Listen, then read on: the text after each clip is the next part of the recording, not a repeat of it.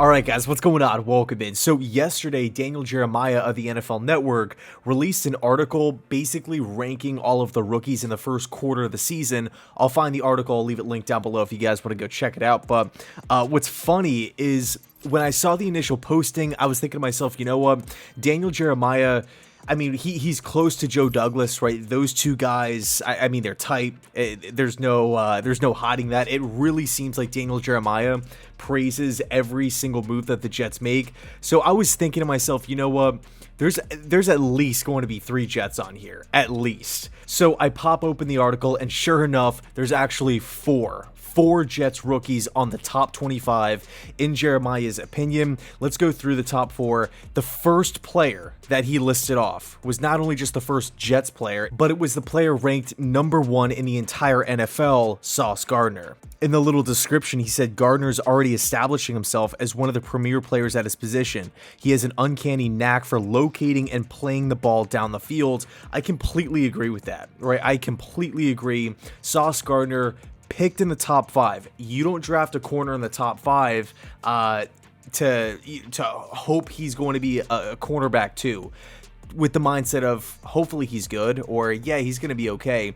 You are drafting a corner in the top 5 because you have 1000% belief that that player can become a top 5 cornerback in the NFL. Not necessarily immediately, but within the rookie contract, right? I would say in years 2, years 3, years 4, in that range, the organization, the coaching staff, everybody has to be bought in, right? Because if you're not drafting a corner that high. Sauce has really looked like the 4th overall pick in the draft. He's allowed 9 catches, over 19 targets. He's given up 101 receiving yards, 1 touchdown, no interceptions with 4 pass breakups. And I actually got a couple of comments and messages on a video I posted, I think a couple days ago now, basically saying where was the touchdown that Sauce Gardner gave up. I think people are referencing either the broken play to Amari Cooper in the back of the or in the middle parts of the end zone, or the following week to Jamar Chase. So I think it's one of those plays that's being counted against Sauce Gardner. Both plays were a miscommunication between Gardner and the safety, LaMarcus Joyner in week 2, and then I believe it was Quincy Williams in week 3. So I think it's one of those plays being counted against him. But look, overall, Sauce Gardner, you know, corner's weird because it's not like running back or it's not like quarterback where you have like a million different stats that you can point to, like, oh, he's throwing for this amount of yards and this many touchdowns and completion percentage, all these different things. Corners, to me at least, I feel like a big part of overall production, how good they actually are, comes down to the eye test. And man, Sauce Gardner looks, again, every bit like the 4th overall pick in the draft. So moving on to the next Jets player on Jeremiah's list here, he had Garrett Wilson ranked at spot number 5. The 3 players ranked ahead of Garrett, Chris Olave at spot number 2. I mean, Olave is an absolute beast. He is doing great things with the Saints. A couple of Jaguars here, Travon Walker at spot number 3, Devin Lloyd at spot number 4, both worthy of those spots in my opinion. And then when it comes to Garrett Wilson, he said Wilson is ultra twitched up and he's already provided a pivotal touchdown catch in a comeback victory for the Jets. He has the look of a true number 1 wideout. When I watch Garrett Wilson play, he's electric, he's difficult to bring down. You could just utilize him in so many different areas, in the short passing game, in the deep passing game. It really seemed like him and Joe Flacco started to get some chemistry going, but I'm happy that he was able to make some noise in Zach Wilson's debut as well. I mean, much like drafting Sauce Gardner in the top 5, you're drafting a wide receiver in the top 10. You got to use him, right? And look, let's face it. If Garrett was not picked by the Jets at spot number 10, let's say they went Olave, let's say they went somewhere else, he was probably going to be the pick by the New Orleans Saints the very next spot. Okay, so I love Garrett Wilson. He has looked so good. We take a look at his stats overall. He has 20 catches for 255 receiving yards with 2 touchdowns. And realistically, I see all 3 of those stats continuing to climb as the weeks go on. And let's just hypothetically say they don't.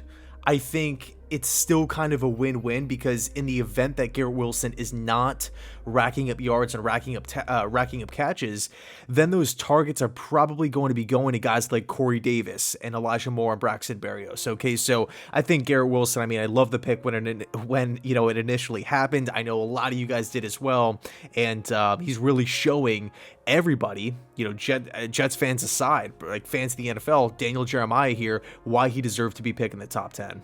Okay, so next up, he actually rated Breece Hall 8th overall. His little description, he said, Hall is quickly emerging as the Jets' main runner, team high 38 carries for 178 yards, and he's provided plenty of value in the passing game as well, 15 catches for 113 yards. He's getting better every week, and I get the sense he's on the verge of a monster game in the near future.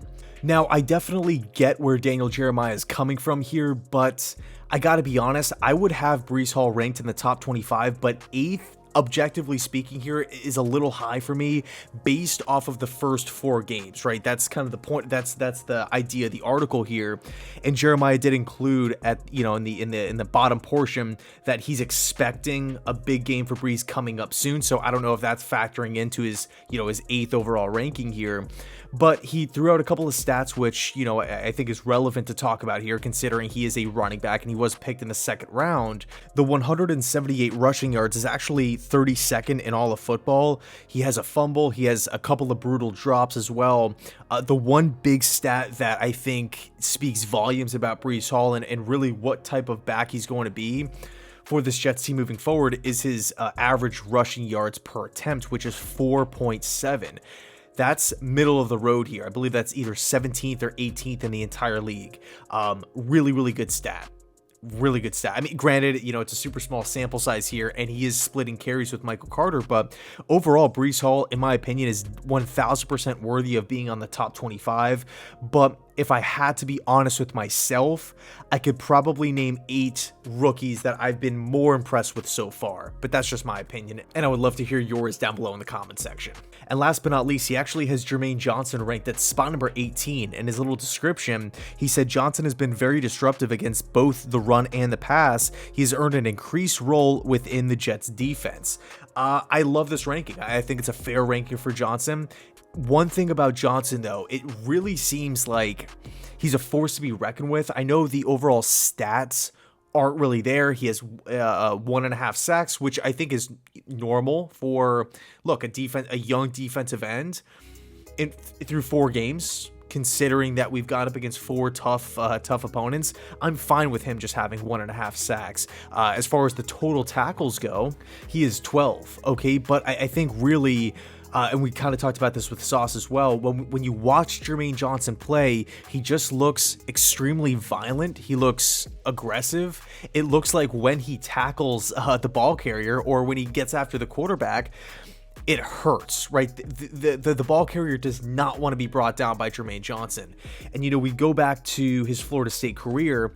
He was asked to do a lot for the Noles, right? Coming over as a transfer from Georgia, they asked him to do a lot. And he was not only just a good, productive player, but he was also a leader for that Seminoles defense. He was really the engine, the heartbeat, the soul of the Seminoles, at least the Seminoles defense, right? So I think, again, super small sample size here. There's only so much that you can really go off of in 4 games. But through the first 4 games, kind of a mouthful, I've been impressed with Johnson. I really have.